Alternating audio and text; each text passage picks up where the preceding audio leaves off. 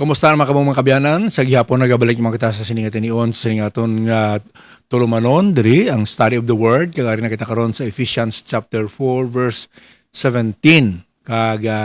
Sa last time aton natun-an no nga ang sulat ni Apostol Pablo sa mga taga-Efesos beginning with chapter 4 to chapter 6 ini tanan nahanungod sa Christian walk o kon ang paggawi naton, ang kabuhi naton bilang tumuluo. Very important. Amo gani nga kita nga tumuluo dapat mangin aware kita, mangin sensitive kita sa aton kabuhi, especially kung na-expose kita sa mga katawhan, no? Di mayugid nga mangin consistent ang atong kabuhi from our home. No, we are acting like a believer should be hasta sa aton mga trabaho, sa opisina or sa mga upod naton nga mga katawhan nagahalubilo kita in everyday sa sininga kalibutan because actually ang Ginoo ang iyang himo sa aton naging luwas niya kita gikan sa kadudulman pakadto sa kapawa. Di ba mo na ang natun-an ta sa ministry ni Apostle Paul, no? Dapat nga batamolon maintindihan ta nga gin padala kita sa mga tawo nga ara sa kadudulman. Ang aton obra actually is to bring them to the light. Amo na nga si Lord Jesus Christ hambal gid sa mga tumuluo no dito sa Sermon on the Mount that let your light so shine before men that they may see your good works and glorify your Father which is in heaven. So paano ba ma-glorify ang Father which is in heaven kung ang atong kabuhi wala nagasilak, no? Hindi bala makita sa atong kabuhi ang kabuhi nga bilang Kristohanon. So buta balon hindi na makita sa mga tao ang atong kabuhi. Dapat sila sa Ginoo pasilakon mo gid ang imo kapawa nga makita nila. Kaya amo nang purpose ta nga mga tumuluo if we only understand, no? That's why ari na kita dili sinatawag naton eating the meat of the word. Kaya I am sure ang mga baby ng mga Christians daw masakit na sa ila pamatian. Pero kon aton lang nga iliilihon ang perming mga kabataan nga no? 20 anyos nga bata mo, ginaili-ili mo pa, ginapa didi sa bibiron, hindi naman aguro sakto, no? We also expect our children to grow. Abisan tuod nga ka-cute, abisang baby pa sila, hindi na sila magtiner nga baby. Siyempre, gusto mo man magtubo bata mo, kag makatapos sa pag-eskwela, makaobra, kag maging responsibly nga citizen, di ba? So just like in our spiritual life. Amo ni nga ang aton naton Andre sa mga last parts ng Ephesians, medyo mabulubog-at ni guro, no? Hindi lang sa mga di tumulo kundi siyempre hindi tumulo hindi man nila maintindihan ano man yung interest nila bisan di kun wala kaya espiritu kay wala ka pa nakabatong kay Kristo. So iniya ang purpose ni is really for the believers so that we will grow. Nagatuo kuya mo I believe, no? Nga once nga ma-encourage ang isa ka tumuluo kag magtubo mangin mapuslanon gisa sa buluhaton sang Ginoo. So when we are aiming actually for the world to be changed and to be in the Lord Jesus Christ, kinanglan ang mga Kristohanon, but kinanglan ang training sa aton nga mangin committed kita sa kausa ni Kristo Jesus. Kaya damo kausa sa ning kalibutan pero kita nga believers, may ara kita kausa nga hindi maintindihan sa kalibutan, kaya hindi man mahimo sa kalibutan. And even our government, hindi nila mahimo rin ang Great Commission. Ang Great Commission, mahimo gid lang na sang mga believers and among churches nga nagakabig nga mga tumuluo ni Kristo Jesus. Okay? So I hope nga maintindihan ninyo ang atong purpose agud nga magtubo ta kag ang iya sinadaya nga blessings nga once we grow up in the Lord. Siyempre ang Ginoo malipay sa atong kabuhi. Kabalo naman ta nga once ang Ginoo ma-please kag malipay sa atong kabuhi, siyempre ang iya sinada nga resulta ang blessings yung mahalin sa iya, no? Amo na nga ginhambal na ni Apostol Pablo ang mga blessings sa mga tumulo. Now we go to our next topic, diri sa part 6 ng atong natun-an kag we will be studying chapter 4 verse 17 to 32.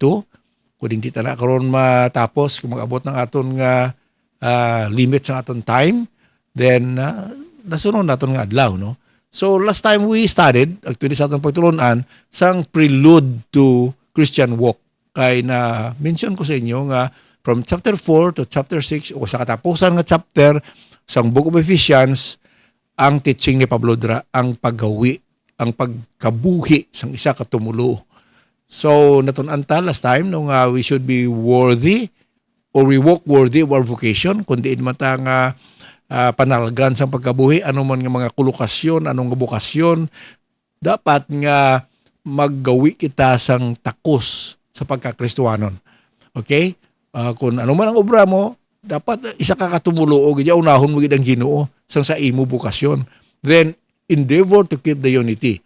Kag naton-an naton ni nga even if this is not possible among many churches, possibly niya sa isa lang niya ka local church.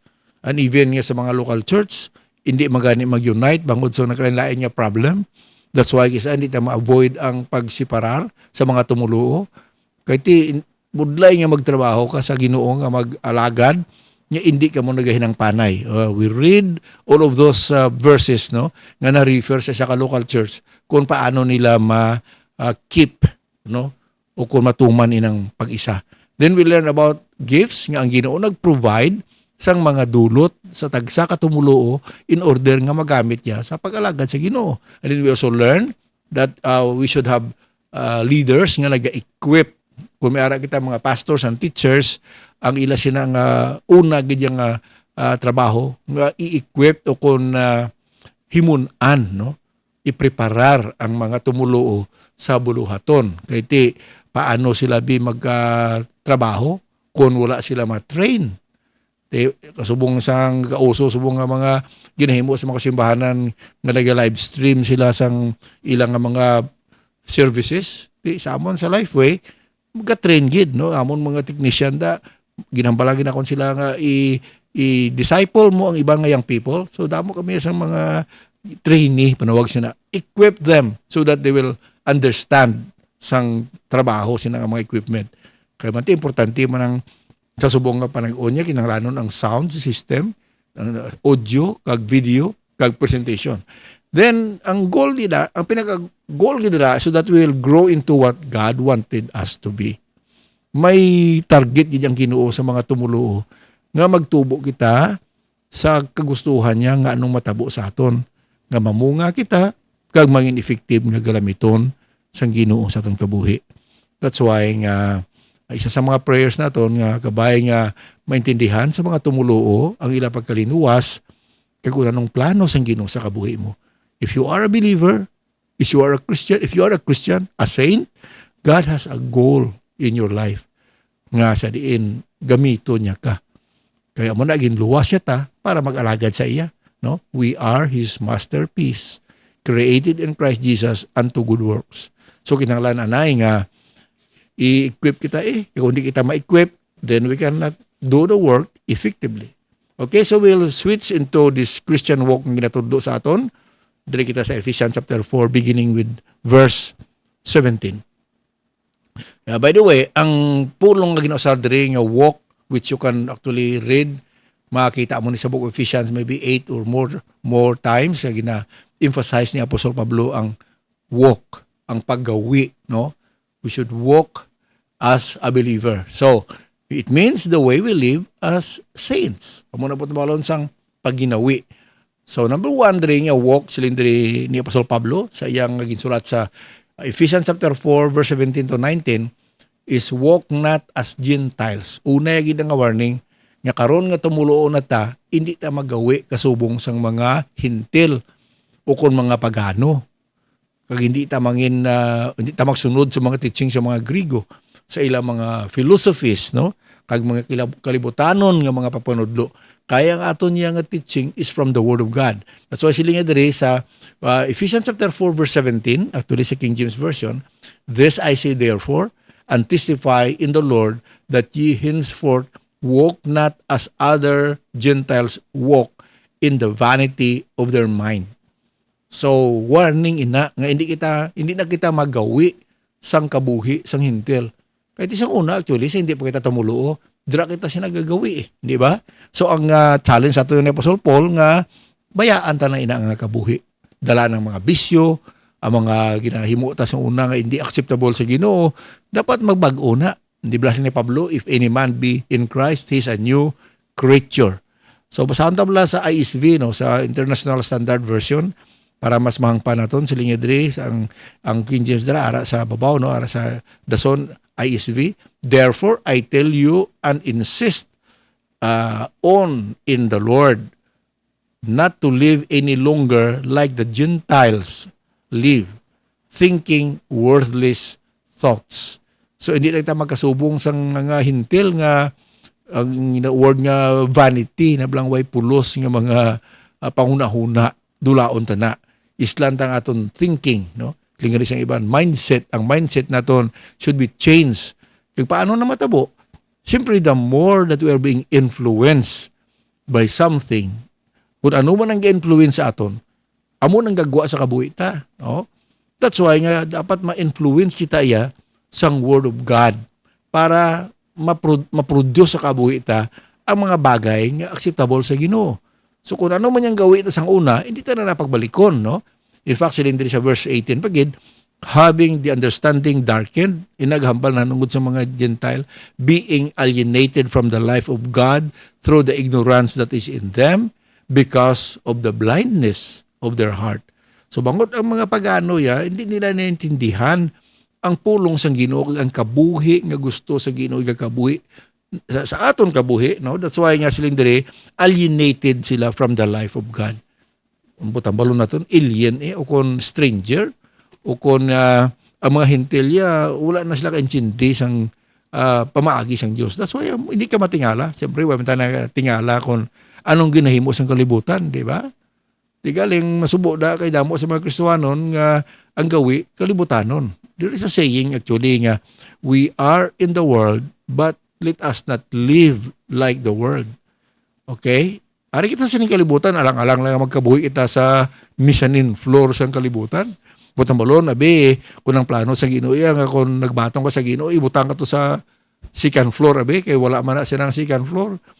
Ari makita sa kalibutan gyapon, kay ti ari ding ministry ta, ari ding mga tao nga dapat alambuton, pero dapat may ari kita sa natawag nga change of values sa atong kabuhi.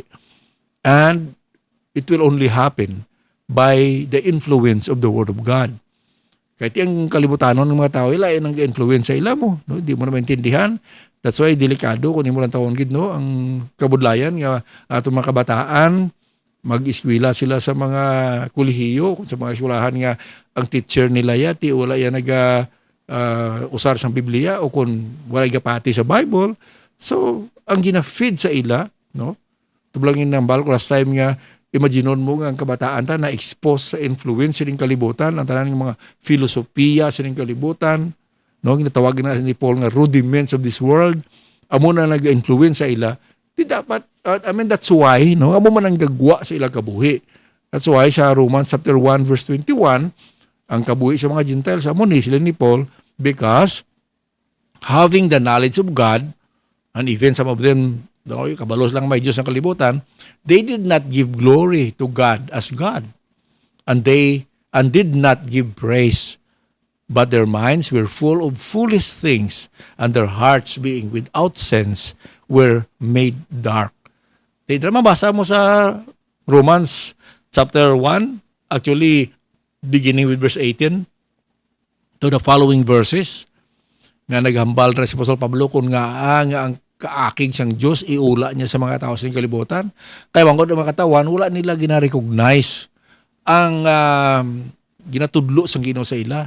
Ang knowledge of God, hindi nila pagpatihan. Sa bagay ni Apostol Pablo, they worship the Creator. They worship the creature more than the Creator. Mas ginasimba sa mga tao ang mga tinuga, kag hindi manunuga. Sa bagay, when we talk about worship, ang dapat lang i-worship po natin, ang Creator eh. That's why we worship God, the Lord Jesus Christ, the Holy Spirit, because they are Creator. Hindi tayo mag-worship yung angel, kag mga tao, no, sa mga saints, kay because they are creature. Naman lang ta, kung mapamangkot ka, sinong dapat simbahon? Ang sabat daya, ang Creator. Diri sa Romans chapter 1, the reason why ang wrath sang Ginoo ko, ang kaakig sang Ginoo, ibubo niya sa mga katawan, it's because that they are worshiping the creature more than the Creator. Di bangod amo na yung practice ng mga Gentile, no? And then sa Romans 12:2, di ba? Sa King James Version, be not conformed to this world, but be ye transformed by the renewing of your mind, that ye may prove what is that good and acceptable and perfect will of God. So ginhambal ni Apostol Pablo sa chapter 12 nga surrender na gid ang atong kaugalingon sa Ginoo. Kaya hindi tayo magkumpormi, no, sa gawi kag sa teaching siyang kalibutan, kundi nga our mind should be renewed, by the Word of God. There must be a transformation of our thinking. Okay?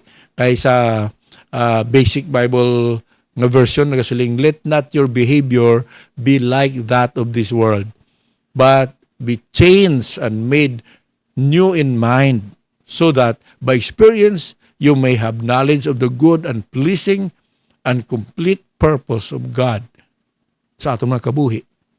So, na-mention bala ang natawag nga worldliness. Actually, maghambal kita sa worldliness, hindi man siling sa itsura ta, kaya almost tarantang nga ginasuksok, worldly man. Wala man ta sang kasabong sini, hindi man ni heavenly microphone, hindi man ni heavenly headphone. Ang bayo ko, worldly man eh. So when we talk about being worldly, it is actually the thinking or the system. Kablangin mention ko a while ago nga we are in the world but not conforming to the world. Ang naming ilustrasyon da ang boat lang, baruto. The boat was made, for the water. But if the water gets inside the boat, lain naman na yan, sugid. But walang ginobra ng mga boat, ang mga ship, para nga gamiton sa tubi. Alang-alang mula na palanguyon sa duta. So they were made in order to be put in the water. Pero, kung sumulod ng tubi sa inside the boat, malunod, di ba? Malugdang na iya. So bumana kita, we are made to live in this world to minister to the lost world. But if the world system or mindset should come into us, di ma-change ang aton perspective sang plano sang Ginoo sa atong kabuhi. Amo na nga ang siling sa Psalms chapter 1 verse 1 sa King James Version, blessed is the man that walketh not in the counsel of the ungodly, nor standeth in the way of sinners, nor sitteth in the seat of the scornful. Di gusto mo mangin bulahan o kung malipayon, kay the word blessed also means happy. Happy is the man. If you want to enjoy real life, and you will be blessed by God, do not walk in the counsel of the ungodly. Yun yung mga ungodly, hindi man sila siling mga barumbado nga klase tao, di ang mga philosophers, mga maalam, ang mga professor sa college, hindi man na sila mga kriminal, o hindi man mga malain nga tao, pero bangod nga wala sila nagka-consider sang word of God. Actually, ang pulong nga ungodly are the people who teaches, their principles and maybe their philosophies not basing on God. Tita mo, sa mga tao nga ang ila lang nga kaalam, pangunahuna ang kalibutanon, bangod ba sila gapati sa Diyos, hindi nila magamit ang Bible. Hambal ni David sa Psalms, nga ang malipayon kagbulahan nga tao, among tao nga sagad, nga wala nagapamati, wala gapamati, sa laygay sa mga di Diyos noon, naman ang putang balon. Actually, sa basic Bible in basic English, ang yes na nga translation da is that, happy is the man who does not go in the company of sinners, or take his place in the way of evildoers, or in the seat of those who do not give honor to the Lord.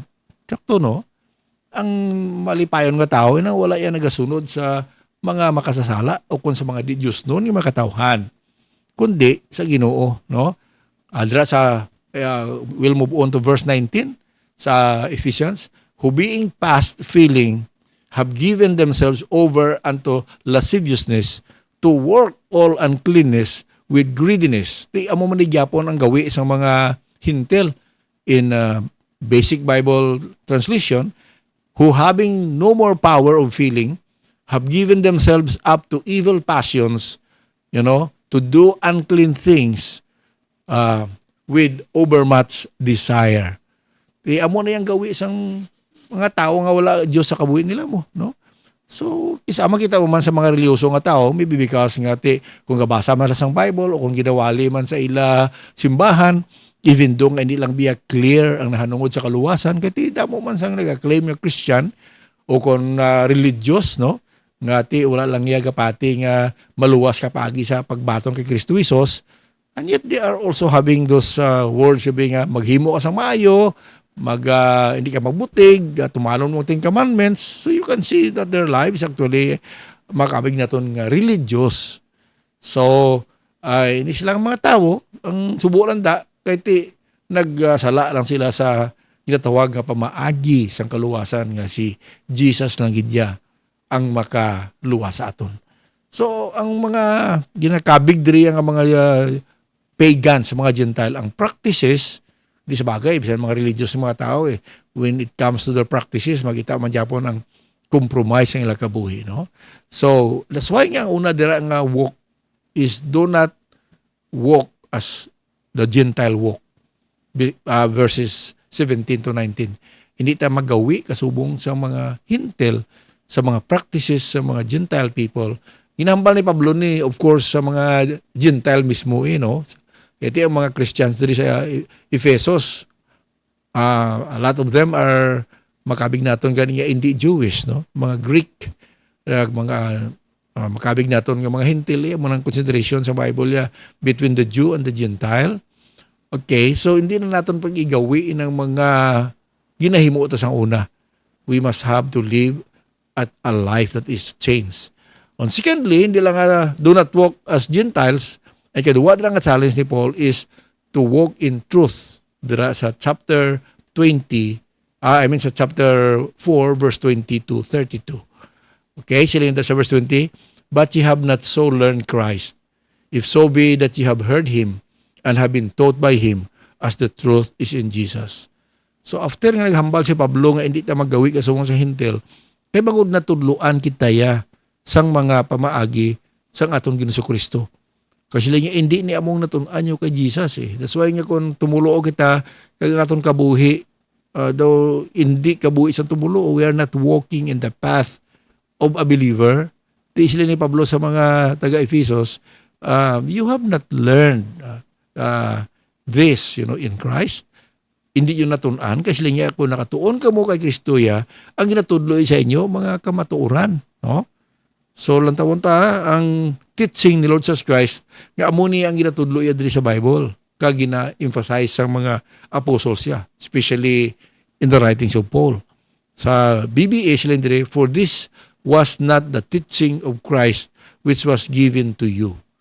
It means hindi ni amo ang gintudlo sa inyo sang Ginoo.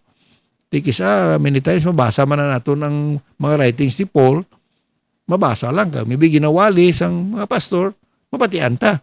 Pero pagkapuli ta, balay naton, lipatan na naton na. Kaya wala na gina-apply sa aton kabuhi.